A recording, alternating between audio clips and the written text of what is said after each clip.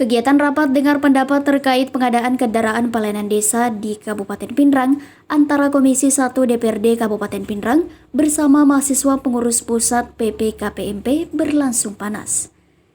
Kegiatan yang dilaksanakan di ruang rapat Komisi 1 DPRD Kabupaten Pinrang dipimpin langsung Ketua Komisi 1 Syahrul Salman dari Praksi Demokrat dan dihadiri secara langsung Kadis Pemberdayaan Masyarakat Mahmud Bancing bersama Sekretaris Inspektorat Kamarudin, Kepala Desa Pak Dakalawa Haidar Ahmad, serta Camat Lembang Muhammad Yusuf.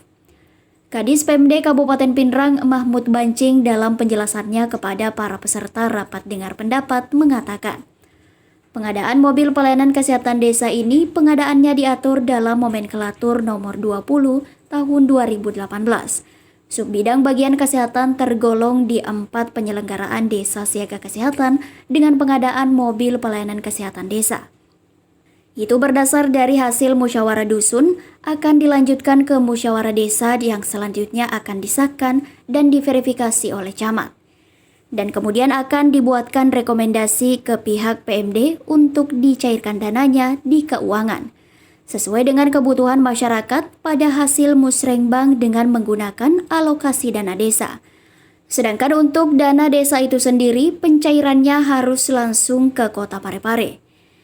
Kadis PMD menambahkan di masa pandemi COVID-19, kita lebih memprioritaskan pengadaan mobil pelayanan kesehatan desa daripada pekerjaan fisik infrastruktur. Bahkan saya melarang pihak kepala desa untuk melakukan kegiatan fisik karena ada 4 persyaratan yang notabene-nya akan memberatkan desa tersebut jika melakukannya. Terkecuali daerah pegunungan yang notabene-nya ada lansirannya. Akan tetapi untuk daerah-daerah dataran kami berikan petunjuk untuk tidak melakukan hal tersebut karena padat karya yang notabene-nya swakalola, upah kerja minimal paling sedikit 50% dari non-upah kerja. Rapat kerja yang dipimpin Ketua Komisi 1 DPRD Kabupaten Pinrang Syahrul Salman berlangsung cukup seru dengan beberapa perdebatan. Namun beberapa peserta rapat dengar pendapat tiba-tiba kaget saat Ketua Komisi 1 DPRD Kabupaten Pinrang langsung berdiri dan bersih tegang dengan salah satu penanggung jawab dari peserta rapat dengar pendapat. Ketua Komisi 1 DPRD Kabupaten Pinrang yang tak kuasa menahan amarahnya langsung memukul meja dan mengancam peserta rapat dengar pendapat dengan cara mencoba melemparkan sesuatu ke hadapan penanggung jawab peserta rapat dengar pendapat. Amir, penanggung jawab peserta rapat dengar pendapat yang ditemui awak media, mengatakan, sangat menyesalkan perlakuan Ketua Komisi 1 DPRD Kabupaten Pinrang pada saat kegiatan rapat dengar pendapat terkait pengadaan mobil pelayanan kesehatan desa. Amir mengatakan ini sangat ia sesalkan, di mana Ketua Komisi 1 DPRD Kabupaten Pinrang yang ditunjuk sebagai moderator pada kegiatan rapat dengar pendapat malah melakukan aksi yang tidak wajar kepada para peserta. Melihat tingkah laku Ketua Komisi 1 DPRD Kabupaten Pinrang di ruang rapat Komisi 1 yang melemparkan suatu benda di tangan sebelah kanannya ke arah peserta, sehingga seluruh peserta rapat dengar pendapat menilai beginikah perlakuan seorang anggota DPR Kabupaten Pinrang kepada masyarakatnya di kantor DPRD Kabupaten Pinrang. Ya, saya sangat sayangkan kemudian kenapa desa itu serentak 43 desa yang kemudian memperadakan mobil di masa pandemi ini.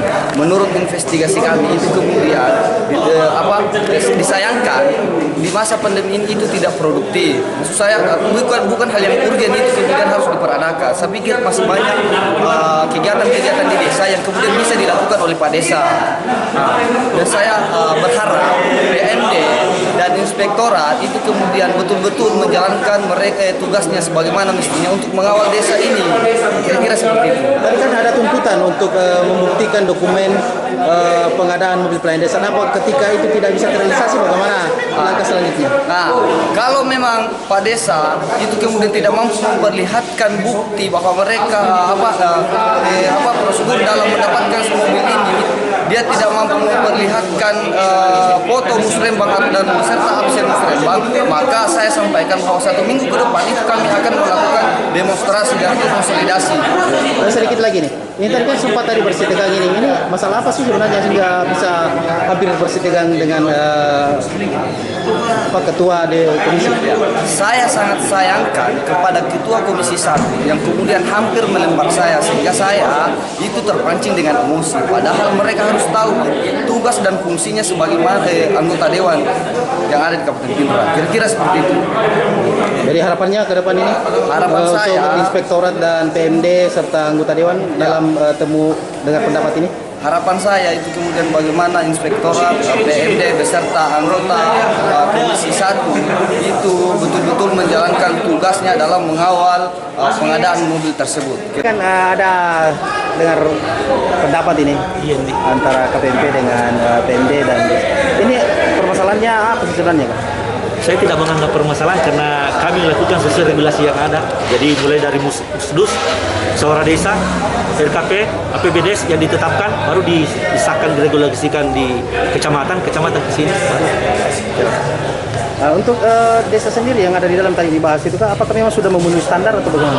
Standar apa? Pengadaan pelayanan mobil desa. Ya, tanya ke Toyota, tanya ke Wuling, mobil apa yang dibeli, mobil pribadi kah atau mobil apa? Maksudnya peruntukannya untuk desa. Siap pelayanan kesehatan. Tadi kan ada sedikit permasalahan di ini, Kak. Tegang.